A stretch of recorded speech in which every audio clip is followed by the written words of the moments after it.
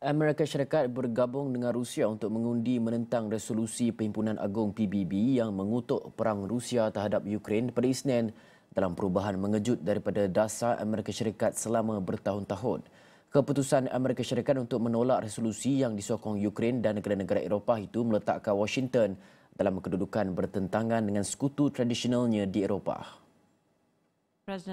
Washington sebaliknya menyokong negara penceroboh pada ulang tahun ketiga serangan Rusia ke atas Ukraine. Langkah ini dibuat ketika pentadbiran Donald Trump meneruskan rundingan dengan Moskow bagi menamatkan peperangan selain meningkatkan tekanan retorik terhadap Presiden Ukraine Volodymyr Zelensky. Resolusi tersebut tetap diluluskan Perhimpunan Agong PBB dengan 93 undi menyokong. Dokumen itu menyatakan kebimbangan terhadap peperangan yang telah berlalutan selama 3 tahun dengan kesan buruk yang berpanjangan bukan sahaja kepada Ukraine, malah kepada kestabilan global. Resolusi itu juga menyeru usaha mengelak ketegangan, kecacatan senjata segera dan penyelesaian damai terhadap konflik berkenaan.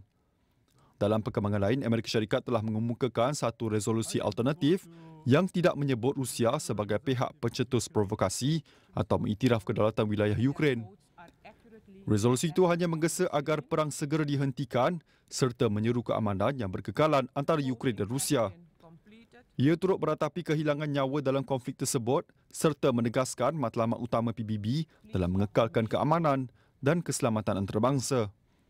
Difahamkan Amerika Syarikat akan membentangkan draft resolusi sama di Majlis Keselamatan PBB pada hari yang sama. Sebelum pengundian di Perhimpunan Agong, Duta Dorothy Shea yang bertindak sebagai kuasa usaha di misi Amerika Syarikat ke PBB telah menggesa semua negara anggota termasuk Ukraine dan Rusia untuk menyokong resolusi alternatif itu. Beliau turut menegaskan Amerika Syarikat tidak dapat menyokong resolusi Ukraine dan meminta ia ditarik balik demi memberi laluan kepada satu kenyataan tegas bagi menamatkan perang serta berusaha ke arah keamanan berkekalan. Bagaimanapun, Amerika Syarikat akhirnya mengambil keputusan berkecuali dalam undian resolusi yang dikemukakannya sendiri selepas beberapa pindaan dilakukan bagi memperkukuh kecaman terhadap Rusia serta menegaskan semula kedaulatan wilayah Ukraine.